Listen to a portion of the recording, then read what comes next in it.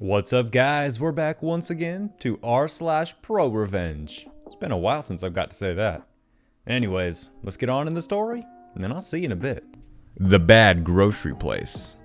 I've written before about the good grocery store, where I worked in high school. We had a couple of bad customers, and a lot of senior citizens, but it was well run, with a great manager. The one I worked at for the summer in college was the bad place.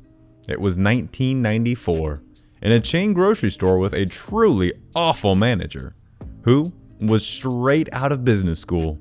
He was also the regional office director's son, so he was Teflon. Anything that went wrong got pinned on the assistant manager and/or hushed up at the regional level. Awful had managed to install his mistress as one of the assistant managers. I only saw her in the store twice, and both times she was shopping. One of the times, she didn't even pay. Awful paid no attention to people's time constraints. We had a bunch of teenagers there who were attending summer school. He didn't care. He scheduled however he wanted. I personally saw him tell one girl she'd have to miss school because he needed her on shift, and she couldn't find coverage. Crazy illegal. He didn't care about legalities. Awful's belief was that if the computer would accept it, then it was fine. It was the early days of computerized payroll, so the system would take literally anything with no checks. He made the teenagers work hours they legally couldn't. I'm talking too late/too early, and lots of overtime. If they complained, he threatened to fire them. That was his answer to everything. And work wasn't easy to come by in that area. There were teenagers in tears because he wouldn't let them take time for family vacations, or they were being forced to miss tests at school. One guy was fired because he went to his sister's wedding. He warned Awful about it months in advance, and it was a holiday weekend, so nobody could swap. Awful was very rarely, if ever, in the store his entire shift. He'd clock in, get a few really important things done, then leave. He'd come back in the middle of his shift to do bank deposits, then he'd be gone until it was time to clock out. He assigned all his work to the latest fall guy assistant manager, or other random employees. If he was the only manager on duty, he'd leave his badge for overrides on the desk in the office, so we could grab it when needed to override register errors. All of this was massively against company policy. I mentioned in a previous post how National was pretty upset with mystery shopper reports and got them directly from the company that did that stuff. We'd get all kind of conflicting instructions because National edicts based on those, and our regional director's policy would differ. Always fun. What I didn't mention was mystery shoppers were trivial to spot. They'd go straight to the bakery to price out a special order cake, then not buy it, complain about the price, or ask any of the normal questions.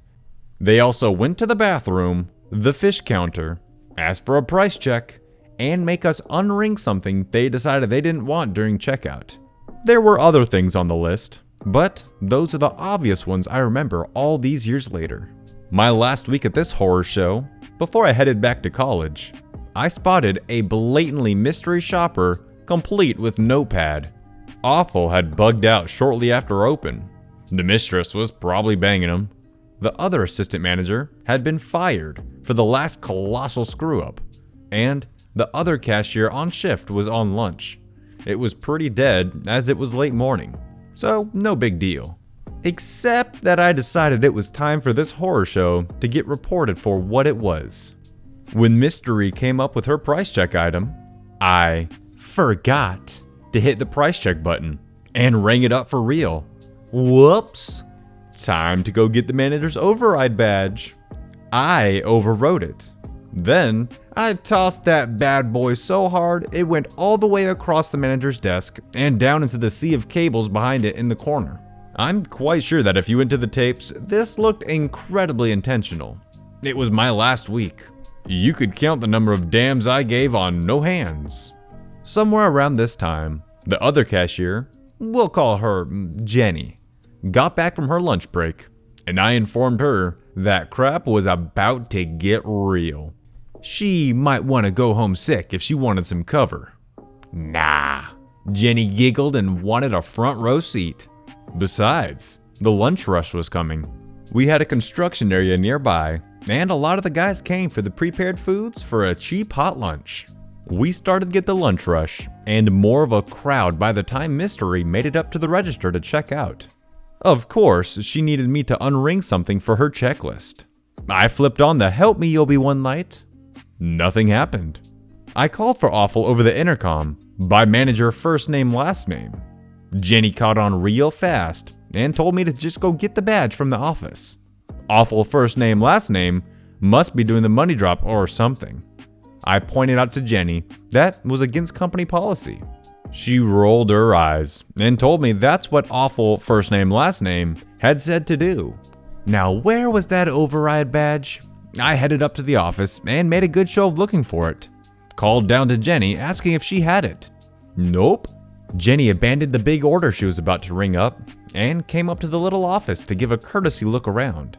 This is where the whole story took a turn I hadn't gamed out. See, I was just going to give Mystery a bad visit with many violations to report. There'd have been an embarrassing reaming from National and possibly even an investigation. Jenny had other plans. Jenny was going nuclear. Jenny apologized to the mystery shopper, but she was going to have to get in Jenny's line now. I couldn't void the transaction or log into 2 registers at once. So I was going to help her pack it up, and Jenny would get the mystery shopper as soon as she could. Now, this was something of bullcrap. While true as stated, we all knew how to unplug the register to get the reset to log us out. It was a dumb hack, but it worked. Thing was, there was almost zero chance Awful or Mystery knew that. Mystery must have loved her mystery shopping gig because she was the most cheerful, screwed over customer you ever did see. She smiled, assured us everything was fine, and scribbled in her notepad the whole time. Literally, while I'm loading up Mystery's cart at my register, Jenny accidentally rang up a gallon of milk about 6 times. Whoops. No override card, no manager, no head cashier with any power either. Cost-saving cuts there, the Awful made early in his days before I arrived. We apologized profusely to the customers, but explained we had no idea where Awful was. Offered to check in the back. Sent a bagger out to check the lot in case Awful was on a smoke break. No joy. As this fiasco rolled on, we had a lot of very unhappy customers on our hands. And the downright giddy Mystery who stayed to the bitter end. We were demanded to call a manager. We tried all Awful's known numbers. Who's above him? Oh, that's Regional. We're not allowed to call them. Very strict instructions. True, and very against company policy. From manager, first name, last name. But we can give you their number. Phone's right over there. Many took advantage. We also got yelled at a lot. But in spite of some sympathy for customers, we were loving every second of it. Regional took about 2 hours to get somebody down to the store who could clear the registers. Nobody else in the store had permission on that system. Awful still hadn't shown up. Regional dude overrode the registers, but by then the damage was done. We'd missed the whole lunch rush. No hot food was sold. Our metrics for the day were going to be unbelievably crappy. Regional dude was on the phone frantically trying to figure out how to cover this mess up for his boss, Awful's father, and decided to blame it on a computer outage. I think they intentionally broke some equipment to help sell that story.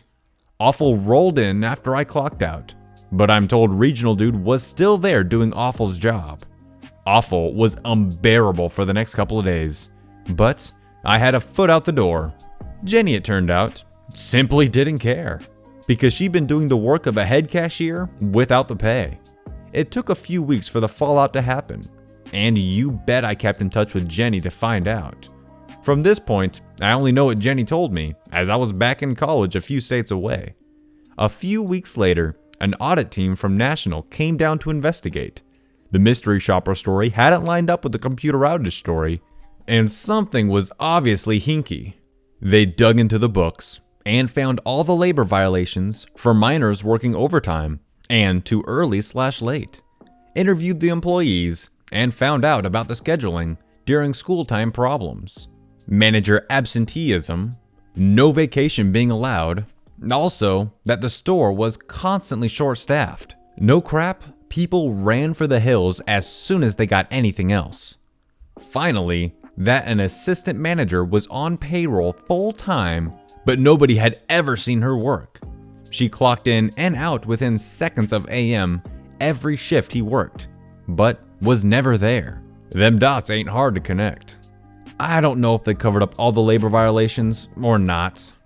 Probably, that would have caused massive fines. I was too young to know to report them.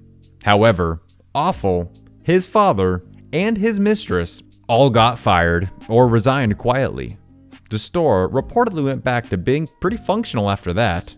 Jenny got a better job and left within the year. I never worked retail again. Business refuses to refund $40. The court orders him to pay $230. Story time. Last September, my wife had planned a wonderful Father's Day present for me. Father's Day is in September in Austria. This was supposed to be my first Father's Day ever as a new dad. So, mark the occasion. My wife had arranged to have our daughter's face laser etched onto a dog tag. However, the day before Father's Day, she received the item back, and it was, shall we say, subpar. So, she came to me and showed me my present early. Now, I've had some experience with crappy retailers before, and remember to always come prepared when distributing the quality of any goods and services. So, I set my phone to record all audio and approached the retailer. I explained that my wife was really upset at the quality of the engraving, and rightfully so. I requested a refund and was immediately met with resistance. To begin with, they blamed the quality of the photo we provided. Then when I disputed that, they said the laser engraving doesn't do depth very well, and some faces can end up with some shadows missing. End of conversation. They refused a refund and threatened to call security if I didn't leave. The engraver is located in a mall that I happen to work in. My wife and I left. We straight away left a less than glowing review on their Google page. This was met with accusations of being unreasonable and threatening violence. Ours was not the only review to which they had this response. They informed us that the matter has been passed on to the local police and that a restraining order has been applied for. We immediately called all local police stations and were delighted to hear that they'd never heard of the company in question. After some thought, and me being the stubborn bastard I am, I decided to forward the matter on to the local small claims tribunal. A month or so passed, and our day in the tribunal has arrived. We honestly weren't expecting the engraver to show up. But lo and behold, there he was, at a civils claim court, in camo pants and a hoodie. We met in a room with a mediator, who told us it may not be worth chasing a $40 refund for someone who is, in short, a dickhead. She warned that it may end up costing more than the service to begin with, but as mentioned before, I'm a stubborn bastard. We pushed forward, opting to go to the hearing. This is where we heard some marvelous news from the engraver. "Oh, I'm not prepared to go to the hearing today. I haven't got any evidence." Ding ding ding! We went to the hearing that day. The registrar ruled in our favor and issued a notice of payment. The business was to pay us $40 within 2 weeks. 2 weeks later, no payment. No surprise. During this time, I had been in communication via email with the holder of the engraver lease, who, in response to my complaint, among others, had decided to terminate the lease, effectively kicking the engraver out of the mall. My man! While the engraver was organizing a new venue for his business, I had filed a motion for a writ for levy of property, meaning the local sheriff was to enter his premises and relieve him of merchandise to the value of the refund plus court fees, now totaling $139. I informed the engraver, asking him if he would like to settle like a reasonable person or have the sheriff pay him a visit. He was not a reasonable person. Once the writ had been issued, the fee then increased to $225. All I had to do was wait.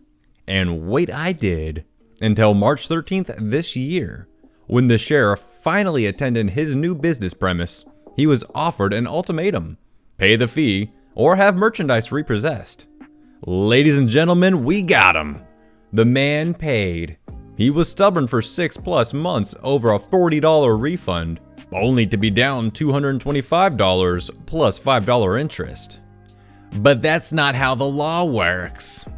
Alright guys, that's going to wrap it up for the stories. I really hope you enjoyed it. And if you did, head down to the description below, go to these guys' posts and give them an upvotes. Also, while you're at it, go ahead and subscribe to this channel. I do this every single day. Anyways, I'll see you in the next one. Peace out.